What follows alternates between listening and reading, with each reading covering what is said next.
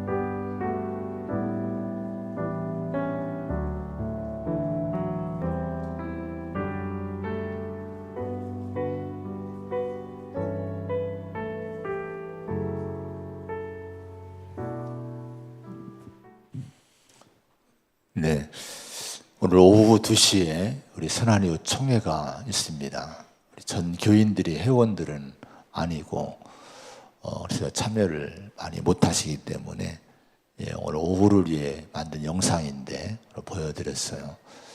선한 이웃 사단법인은 우리 교회가 이 지역을 위해 섬김을 위해서 만든 기관입니다. 좀 미약해요. 그러나 앞으로 이 선한 이웃을 통해서 우리 교회가 주의 이름으로 이 지역을 섬기는데 크게 쓰임받는 그 일을 위해서 달려가게 될 건데 많이 기도해 주시기를 바랍니다. 회원들이 또 있고 그래서 겨자씨 헌금을 정하고 헌금을 또 이렇게 회비를 납부하고 있어요. 그것이 장학 사업이라든가 이렇게 또 집술이라든가 또 불우 이웃들을 돕는 데 많이 쓰임 받고 있어요. 여러분들 귀하게 쓰임 받으니까 올해도 작정하시고 많이 헌신해 주시면은 더 큰 일에 우리가 쓰임 받는 은혜가 있을 줄로 믿습니다. 많이 기도해 주시기를 바랍니다. 오늘 말씀은 전쟁의 얘기입니다. 전투의 얘기. 이스라엘 민족이 블레셋 사람들과 민족과 싸우는 그런 전쟁의 얘기가 오늘 말씀이 내용이 됩니다. 오늘 이 전쟁은 아벡 전투라고 이스라엘 역사에 기록된 불리우는 전쟁인데 블레셋이라는 민족과의 싸움입니다. 블레셋 민족은 해양 민족이라고 합니다. 이들이 이제 그 대륙으로 진출하면서 가나안 땅으로 들어오게 됐는데 가나안 지역에 5개의 도시를 세워서 5개의 도시를 중심으로 연맹체를 만들어서 이제 블레셋 민족이 세력을 확장을 하고 있을 때예요. 여기에 이 가나안 땅에 또 누가 들어왔습니까? 이스라엘 민족이 하나님이 약속하신 땅으로 정해 놓으시고 이제 이스라엘 민족을 애굽에서 이끌어서 가나안 땅으로 들어오게 하셨어요. 그래서 이스라엘 민족은 가나안 땅을 하나님의 약속을 믿고 차지하고 있는데 블레셋 민족이 또 이 땅을 차지하려고 들어와 있는 거예요. 자연히 이 세력의 다툼이 충돌이 있게 됩니다. 그런데 그 전쟁의 그 역사적인 그 시기는 지금부터 3,000년, 3010년, 3050년, 70년 뭐 이런 때의 일입니다. 철기 시대가 시작된 때인데 이스라엘 민족은 아직도 청동기 문화를 벗어나지 못하고 있을 때고 또 반면에 이 블레셋 민족은 일찍이 철기 문화를 이제 받아들이고 정착시킨 그런 민족입니다. 누가 강합니까? 철을 가진 민족이 강해요.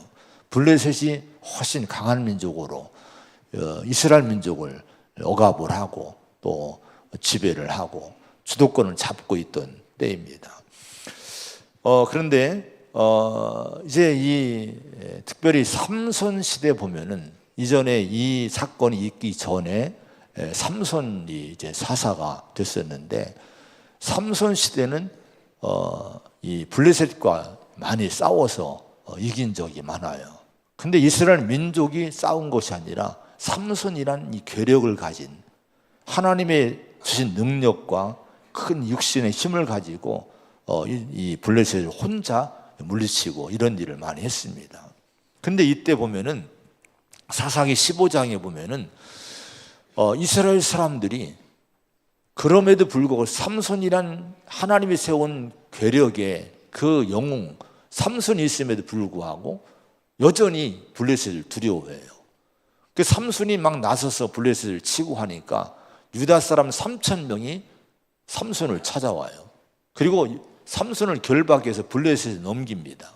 그 이유는 뭔고 하니 이렇게 사사기 15장 11절에 너는 블레셋 사람이 우리를 다스리는 줄 알지 못하느냐 이런 얘기가 나와요. 이스라엘이 블레셋이 우리를 다스리고 있다는 거예요. 근데 어찌해서 우리 블레셋을 심기를 건드리냐 이거예요. 그래서 삼손을 묶어서 블레셋에 바치는 사건이 일어나게 됐습니다. 이만큼 이 블레셋이란 이 철기 문화를 앞세우고 힘을 과시하는 이 블레셋에 이스라엘은 이미 다 정신적으로 다 이 압도를 당하고 이 지배를 당하고 있던 그런 때였던 거예요. 근데 오늘 보면은 이제 이런 이스라엘이 블레셋과 싸우려고 이제 함께 뭉치는 전열을 이제 진을 치고 이제 군대를 동원하고 이런 모습이 나옵니다. 1절 한번 같이 보겠습니다. 1절입니다. 시작. 사무엘의 말이 온 이스라엘에 전파되니라. 이스라엘은 나가서 블레셋 사람들과 싸우려고 에베네셀 곁에 진치고 블레셋 사람들은 아벡에 진쳤더니 자 여기 보면은 이스라엘은 나가서 블레셋 사람들과 싸우려고 에베네셀 곁에 진쳤다. 예전에 없던 모습인 거 이게요. 자 여러분 무엇이 이스라엘 백성들에게 용기를 줬을까? 그동안 눌려있던 지배를 받던 블레셋과 싸우려고 이 이스라엘 사람들이 이제 함께 모이고 전쟁을 하려고 용기를 갖고 모여들었을까? 그 계기를 알 수 없어요. 학자들도 그 표현이 설명을 하지 않아요. 이 당시에 사무엘이라는 인물이 엘리 제사장 말기인데 사사 엘리의 말기인데 타락한 시대죠. 근데 사무엘이 지금 막 새로운 지도자로 막 이제 일어날 때입니다. 이름을 알리기 시작한 때예요. 그런데 그렇다고 해서 사무엘에게 뭘 물어보고 사무엘의 지시를 받은 것도 아니에요. 그런데 이스라엘 민족이 이렇게 블레셋과 싸우려고 전쟁하려고 모여든 거예요.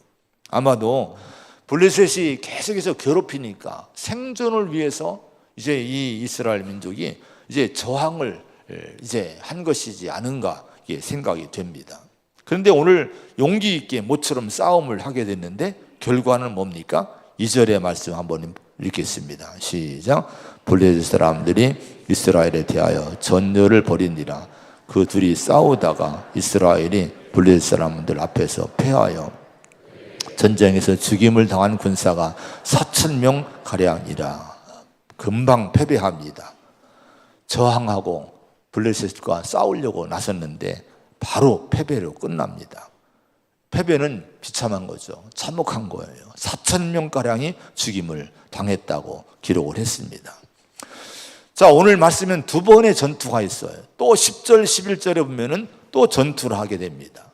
다시 전열을 가다 놓고 싸우게 되는데 이번 또 패합니다. 또 패하고 각기 장막으로 도망하고 또 엎드려진 죽은 자가 3만 명이래요. 처음 전투에서 4천 명이 죽었는데 이번에는 3만 명이 죽어요. 11절에 보면요, 하나님의 괴는 빼앗겼고 엘리의 두 아들 홈니와 비느하스는 죽임을 당하였더라. 언약궤를 뺏겨요. 여러분, 홈니와 비느하스도 죽어요. 제사장들도 죽어요. 그리고 학자들이, 여기는 기록되지 않았지만 학자들의 얘기를 보면은 이 시점에서 이 전투의 패배를 위해서 어떤 일이 있었는가 하니 실로가, 성소가 있던 실로가 행정 중심지였어요. 여기가 파괴됐다는 거예요. 실로가 파괴가 되고 성소가 파괴되고 전부 이제는 이런 그 참혹한 일이 있었다고 해석을 합니다. 이 사사 엘리 시대에 벌어진 블레셋과의 전쟁에서 이스라엘이 이렇게 비참하게 패배를 당했는데 이 패배의 사건이 주는 교훈이 뭘까요? 왜 성경은 이 말씀을 우리에게 읽게 하고 있을까요? 이것은 우리 하나님 백성인 이스라엘이 하나님을 두려워하라는 하나님의 깨우침이라고 하는 겁니다. 그동안 많은 책망이 있었고 경고가 있었어요. 사사시대는 여러분 타락한 시대였어요. 그 중에 사사시대의 말기인 엘리 시대는 더 타락이 극심했던 때입니다. 그래서 하나님의 사람이 2장 27절에 보면은 하나님의 사람이 누군지는 모르지만은 엘리를 찾아가요. 그 엘리를 책망하는 거예요. 어찌해서 이런 죄를 짓느냐? 어찌해서 이렇게 내 성소에서 죄를 짓느냐? 그러면서 하나님이 이제 내릴 심판에 대해서 경고를 합니다. 이제는 그 복을 끊겠다는 거예요. 이제는 환난을 너희가 볼 것이라고 하는 거예요. 그리고 두 아들 홈리와 비느하스가 한 달에 죽으리라. 이런 무서운 심판의 경고를 내리셨어요. 여러분, 하나님이 이렇게 엘리 가정에게 이런 책망과 경고를 한 이유가 뭘까요? 그 이유는 하나님의 사랑입니다. 회개하라는 거예요. 즉 이런 상태에 있으니까 회개하고 돌아오라고 하는 거예요. 하나님은 어떤 죄를 할지라도 애통하고 회개하고 돌아오면 용서하시는 분이에요. 성경은 매일 그 말씀을 하십니다. 회개하는 자에게는 회복의 은혜를 주시는 분입니다. 이사야 1장 18절에 여호와께서 말씀하시되 오라 우리가 서로 변론하자. 너희의 죄가 주홍 같을지라도 눈과 같이 희어질 것이요 진홍같이 붉을지라도 양털같이 희게 되리라. 이렇게 말씀을 합니다.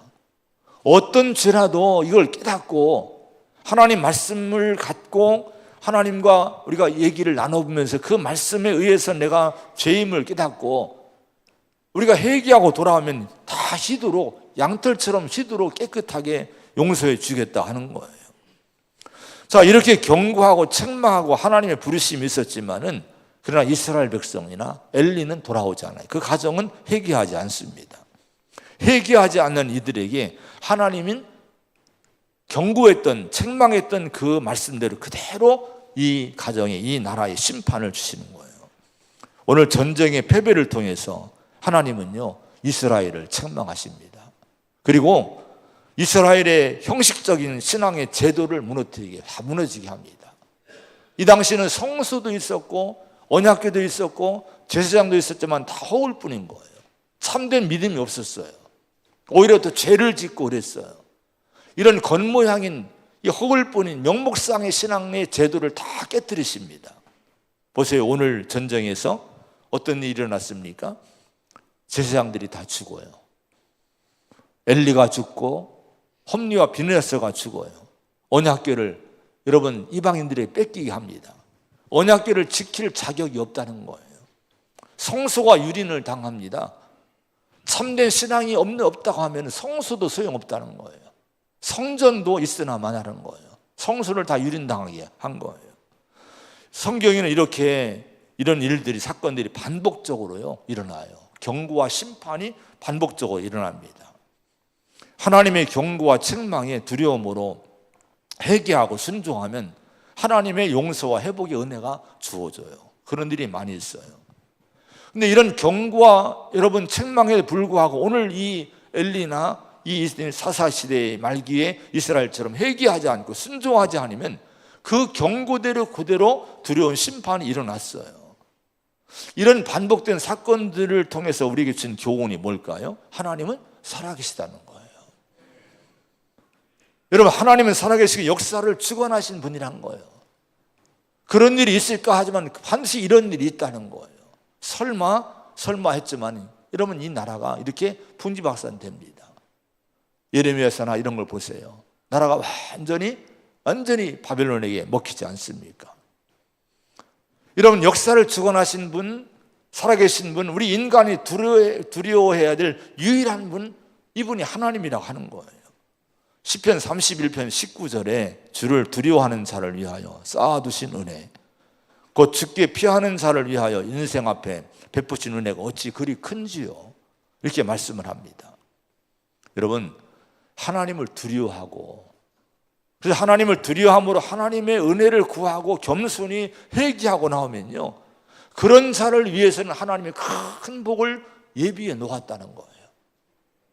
하나님 이런 분이신 거예요. 하나님은 사랑과 자비가 크신 분인 거예요.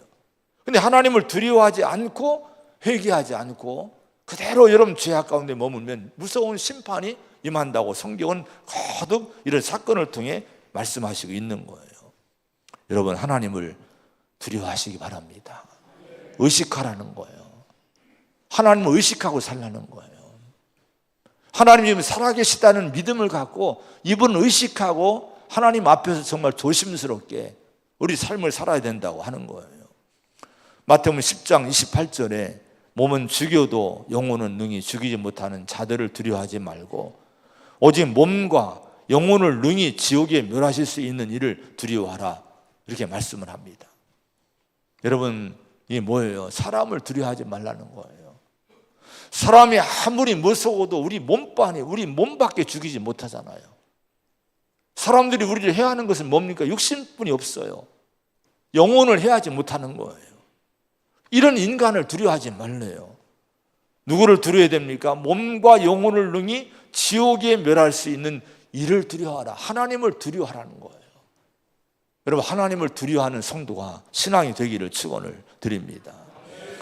여러분, 이 패배에 또 하나의 교훈이 있어요. 성도와 영적 공동체는 반드시 승리해야 된다는 거예요. 지면 안 된다는 거예요.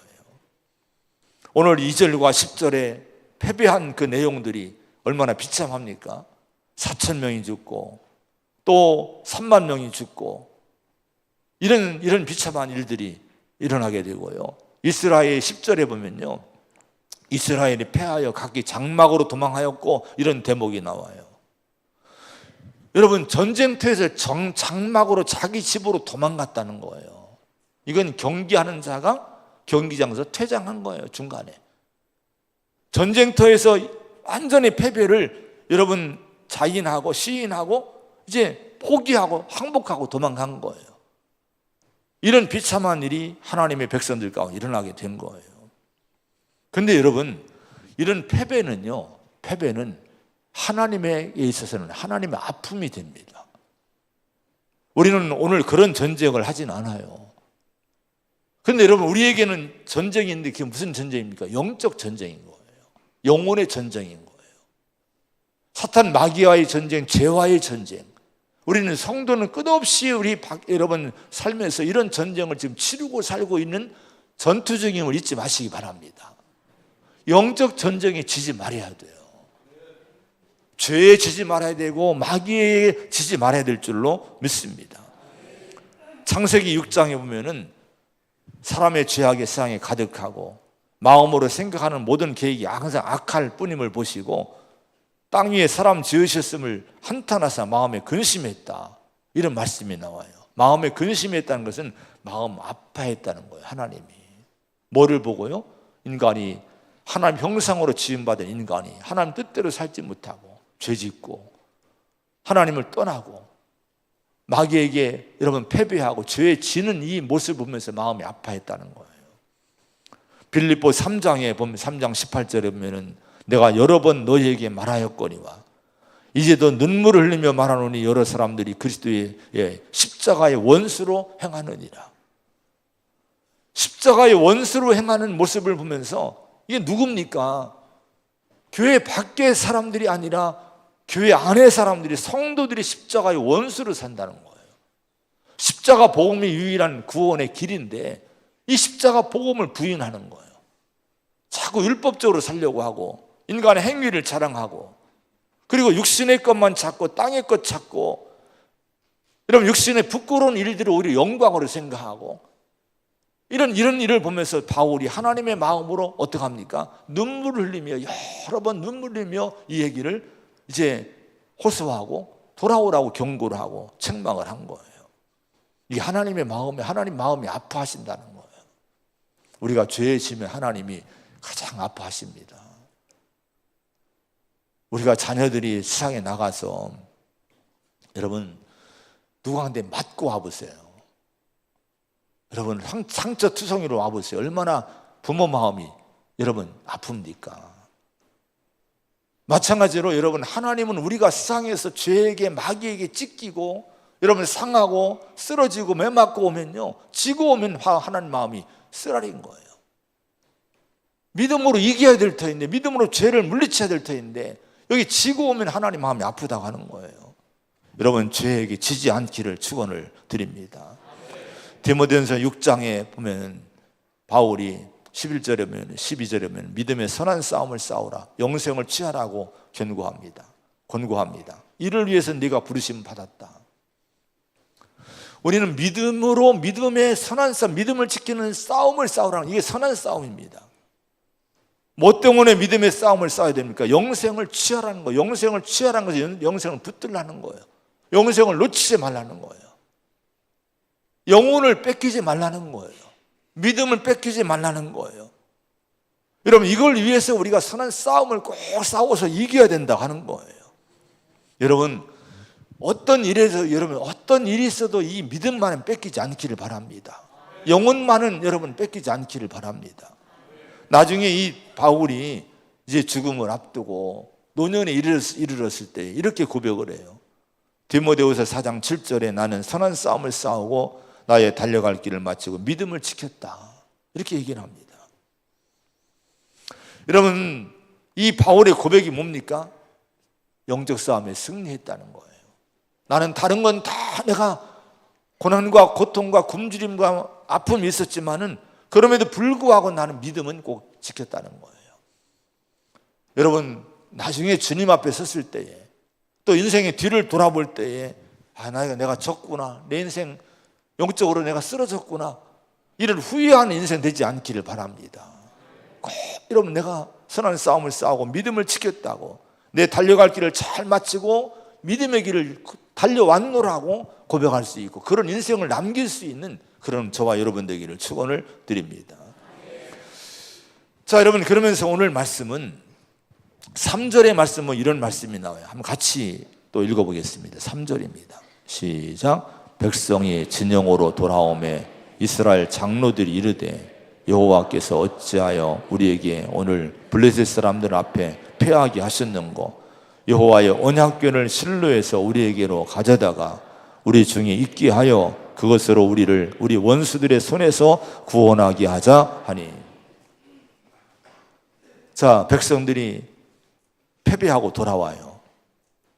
이 패배한 군인들을 맞이하면서 이스라엘 장로들이 이렇게 얘기합니다. 장로들은 지도자들을 얘기해요. 원로들을 얘기해요. 뭐라고 얘기합니까? 여호와께서 어찌하여 우리에게 오늘 블레셋 사람들 앞에서 패하게 하셨는고, 이렇게 얘기를 합니다. 공동 번역에 보면은 야훼께서 오늘 우리를 블레셋 군에게 패하게 하시니 이런 변이 어디 있느냐, 이렇게 얘기를 번역을 했습니다. 어찌하여라고 하는 것은 이 좋은 질문이 아니에요. 탄식입니다. 탄식 안에, 이 탄식 속에는 하나님이 어찌해서 우리 하나님 백성인 우리를 치셨냐 이거예요. 왜 우리를 버렸냐 이거예요. 이 말에는 뭐가 들어있으면 원망이 들어있는 거예요. 불평이 들어있는 거예요. 자 여러분, 이 이스라엘 지도자들의 어리석음이 여러분 무엇입니까? 회개하고 하나님의 뜻을 깊이 묻기보다는 원망이 앞섰다는 거예요. 이런 패배가 있었으면, 이런 어려움이 있었으면, 그럼 이 이유가 뭘까? 하나님 앞에 우리의 부족함이 뭘까? 내가 회개할 일이 뭘까? 이걸 찾아봐야 되지 않겠습니까? 겸손하게 이걸 찾아봐야 될 터인데, 여러분, 원망하는 거예요. 어찌해서 우리를 버리셨냐 이거예요. 왜 이런 변고를 겪게 했냐 이거예요. 그런데 이런 모습이요, 이들만의 모습이 아닙니다. 오늘 우리 자신들에게 너무도 많이 일어나는, 볼 수 있는 모습인 거예요. 원망, 불평이 얼마나 쉬워요. 나도 모르게 원망이 먼저 나오잖아요. 무슨 문제만 있으면 먼저 원망이 나오잖아요. 누구에 대한 원망, 누구 원망. 여러분, 원망이, 불평이 먼저 나오지 않습니까? 근데 자신을 돌아보는 겸손한 회개, 나를 돌아보는 회개는 너무 어려워요. 너무 힘듭니다. 그게 드문 거예요. 세상을 보세요. 온통, 여러분, 무슨 소리입니까? 다 원망의 소리예요. 다 불평의 소리입니다. 온통 시대가 어렵고 어지럽고 혼란하고 총체적인 문제들로 지금 가득 차 어두운데, 여러분 지금 이 땅에서 회개하는 사람 봤습니까? 다 상대방을 원망하고 정죄하고, 여러분 지금 이렇게 하고 있는데 한번 자세히 한번 들여다보세요. 저는 눈 씻고 봐도요, 누구 한 명도 회개하는 사람 없더라고요. 누구 한 명도 내 탓이라고, 우리 탓이라고 정말 여러분 애통하면서 엎드리는 사람이 없더라고요. 여러분 봤습니까? 그런 사람 있으면 저한테 좀 얘기 좀 해주세요. 하나님의 마음으로 이 나라를, 이 시대를 가슴에 품고 애통하며 회개한 사람, 이런 사람이 있어야 될 터인데, 마태복음 3장에 세례 요한이 등장하면서 회개하라, 천국이 가까이 왔느니라 선포했어요.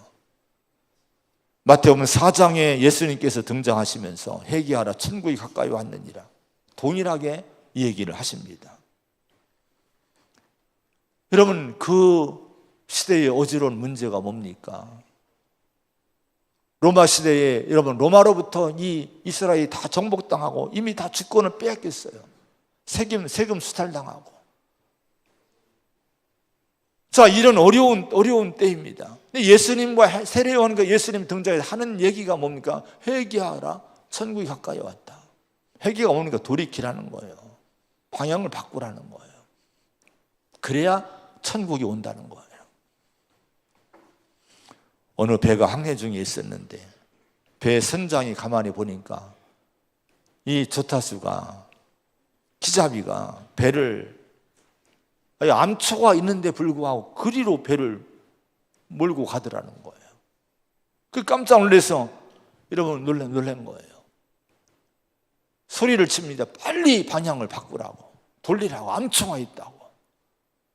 여러분, 암초가 있는데 이 기잡이가 이걸 붙들고 여러분 그대로 가고, 여러분 선원들은 청소는 하고 배를 닦기나 하고 물이나 퍼낸다고 여러분 안전할 수 있겠습니까? 다른 길이 없어요. 배의 진로를 바꾸는 거예요. 이 길밖에 사는 길이 없는 거예요. 여러분, 세례요한과 예수님이 회개하라고 한 것은 바로 그런 거예요. 여러분, 방향을 바꾸라고 하는 거예요. 오늘 우리가, 여러분, 우리의 문제는 뭡니까? 방향을 바꾸는 거예요. 우리가 전부 회개해야 될 줄로 믿습니다. 이 나라는 암초를 향해 가고 있어요. 우리가 회개해야 될 줄로 믿습니다. 회개 운동이 이 나라를 살리고 사회를 살리게 되는 거예요.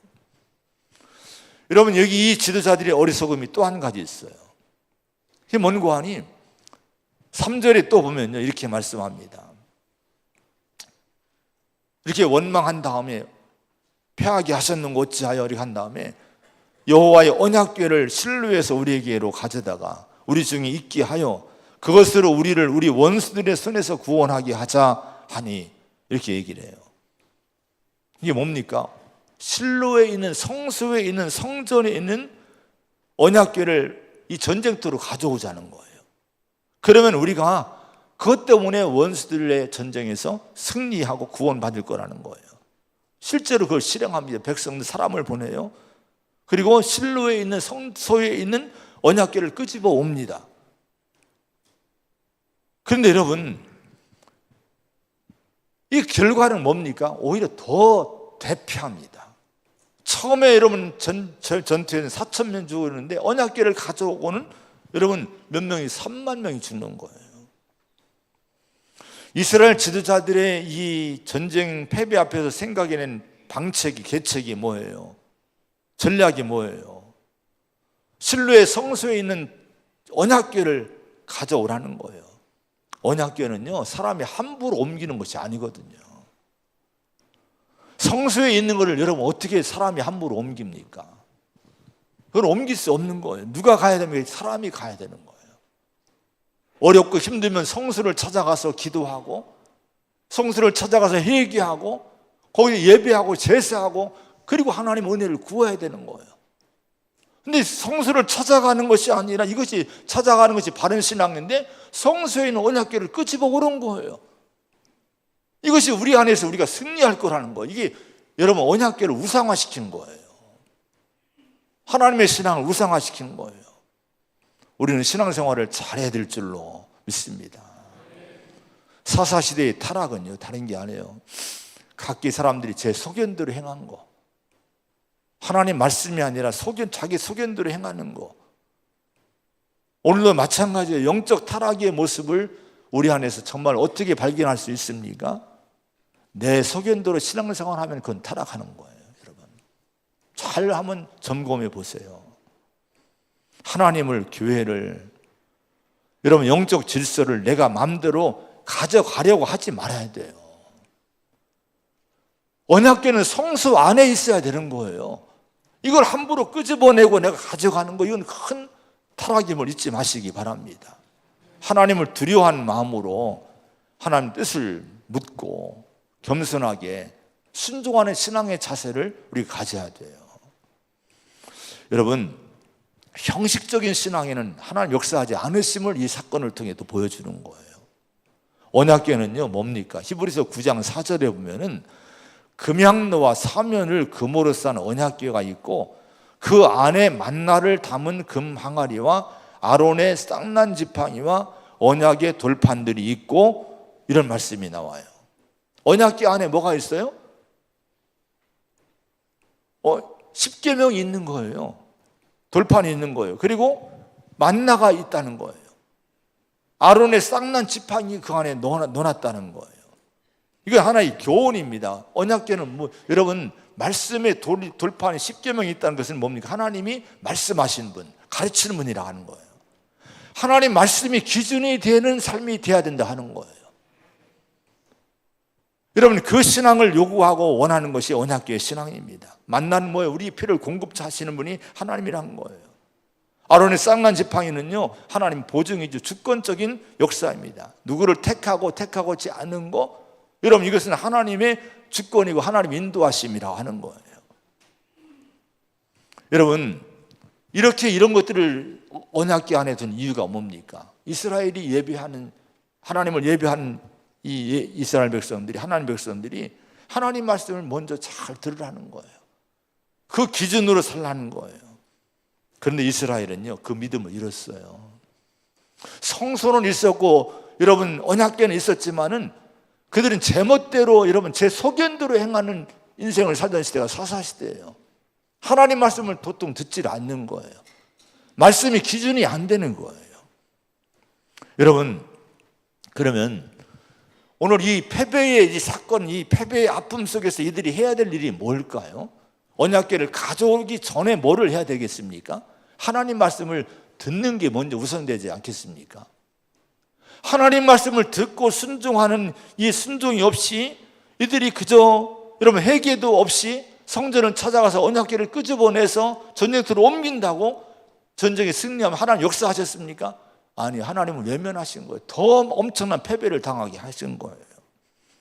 여러분 여기 오늘 말씀에 보면은 3장 21절에 보면 이런 말씀이 나와요. 거기 한번 같이 읽어보겠습니다. 3장 21절 시작. 실로에서 여호와의 말씀으로 사무엘에게 자기를 나타내시니라. 또 4장 1절의 말씀 시작. 사무엘의 말이 온 이스라엘에 전파되니라. 여기까지요. 보세요. 말씀이 없던 시대에, 닫힌 시대에 하나님 말씀하기 시작했어요. 사무엘에게 하나님이 자기를 나타냈고, 이 계시를 받기 시작한 영의 귀가 열린 사무엘이 그 말씀 듣고 말씀을 선포할 때 이 말씀이 전 백성들에게 이제 전파되기 시작을 한 거예요. 자, 그러면 이 위기에서 이스라엘의 지도자들이 여러분 누구를 찾아가야 됩니까? 이 패배 앞에서 이스라엘 백성들이 누구에게 여러분 가야 됩니까? 언약궤를 끄집어 온다고 이깁니까?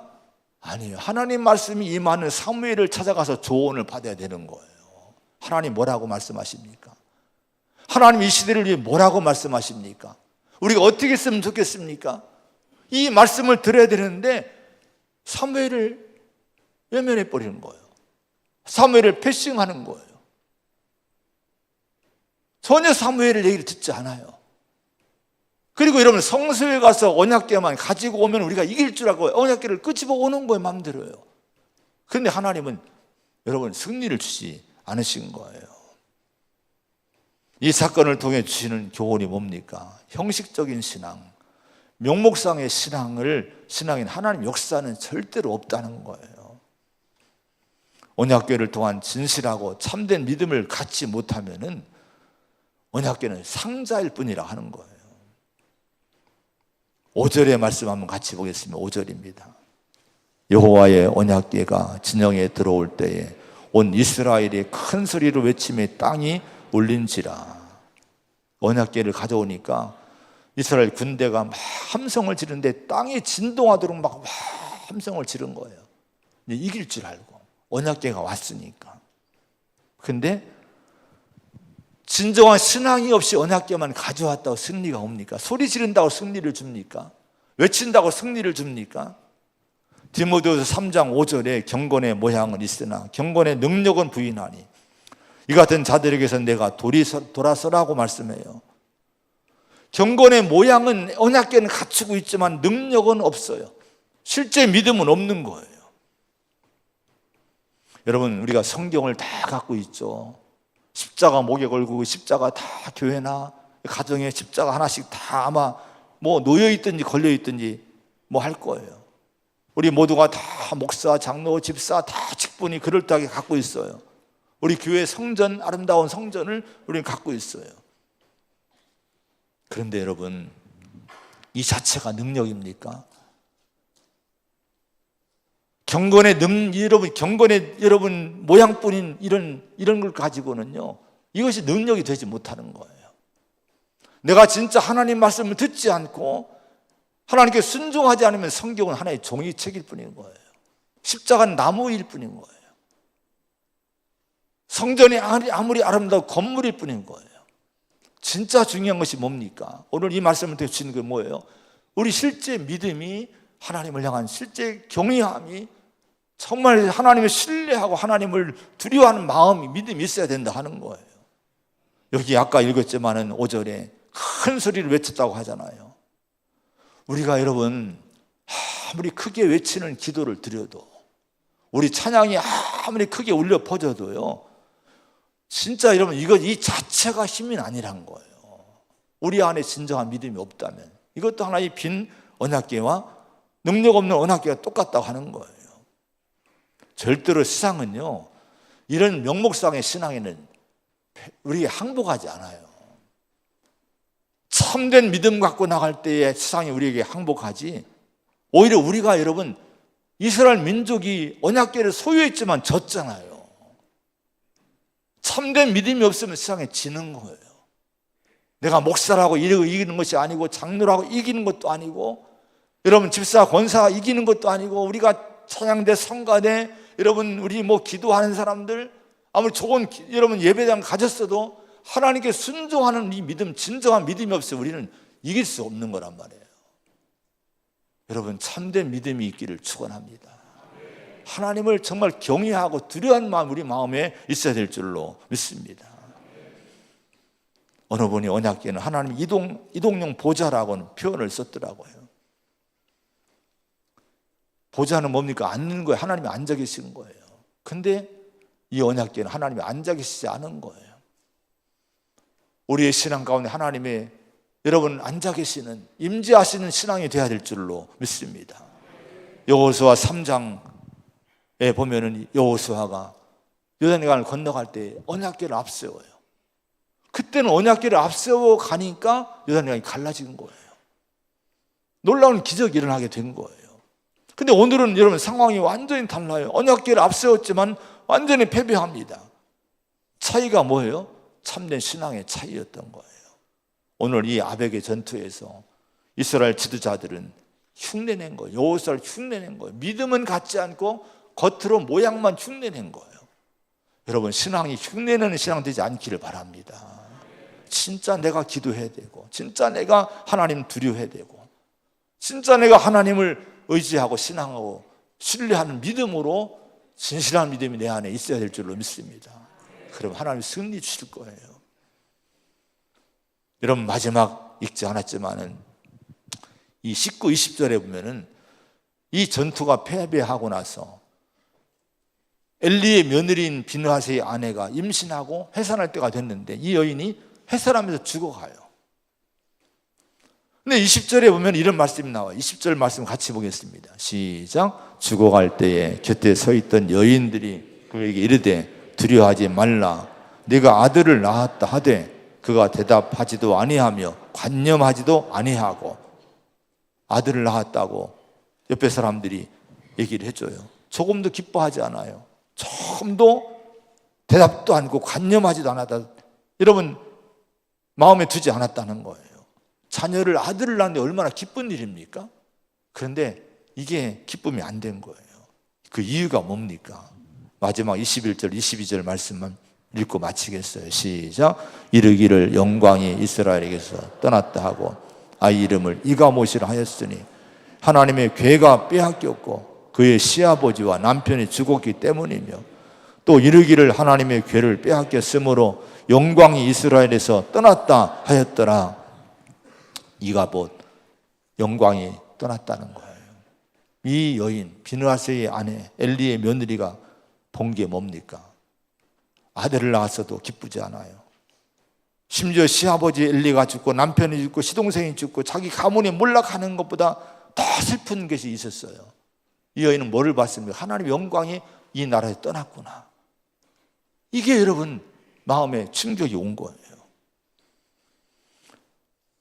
내 삶에서, 여러분 삶에서 가장 기쁜 일이 뭡니까? 여러분의 인생에서 가장 또 슬픈 일이 아픈 일이 뭡니까? 가장 기쁜 일은요, 하나님이 나와 함께 하시는 것이 가장 기쁜 일이 되어야 될 줄로 믿습니다. 가장 아프고 슬픈 일은 하나님의 영광이, 믿음이 떠나는 거예요. 신앙을 잃어버리는 거, 이것을 슬픈 일로, 아픈 일로 여겨야 되는 거예요. 아무리 뭘 얻어도, 어떤 거 얻어도 이 믿음이 내게서 떠나면요 아무 의미 없는 거예요. 비느하세의 아내 같은 마음이 우리 안에 있어야 될 줄로 믿습니다. 이런 마음만 우리가 붙들고 있다면, 하나님의 영광, 하나님을 향한 믿음, 영혼을 지키고자 하는 신앙을 귀중히 여기고 이걸 지키려고 애쓰는 교회와 성도가 있다면 이 나라는 여러분 희망이 있는 줄로 믿습니다. 우리가 그런 성도와 교회가 되기를 축원합니다. 기도하겠습니다. 하나님 아버지, 우리가 하나님을 정말 두려워해야 될 줄로 믿습니다. 하나님을 의식하고 살게 하여 주옵소서. 마치 하나님이 안 계신 것처럼 사는 그런 어리석은 인생 되지 않게 하여 주옵소서. 우리가 선한 싸움을 꼭 이겨야 될 줄로 믿습니다. 믿음을 꼭 지켜야 될 줄로 믿습니다. 형식적인 신앙, 명목상의 신앙만 갖고는 세상을 이길 수 없고 세상을 항복시킬 수 없음을 잊지 않기를 원합니다. 참된 믿음이 내 안에 있어야 세상을 이길 수 있고 변화시킬 수 있는 줄로 믿습니다. 그저 이름뿐인 허울뿐인 신앙 되지 않게 하여 주시옵소서. 하나님을 찾아가지, 하나님을 내 마음대로 움직이지 않기 원합니다. 하나님께 순종하는 믿음을 갖는 저희가 되게 하여 주옵시고, 하나님의 영광이 머무르는 우리 내 인생, 우리 가정, 우리 교회가 되기를 사모하고, 이것 때문에 우리가 애써 힘쓰고 기도하는 저희가 되게 하여 주시옵소서. 이 믿음이 이 땅을 구원할 줄로 믿습니다. 예수님의 이름으로 간절히 기도하옵나이다. 아멘.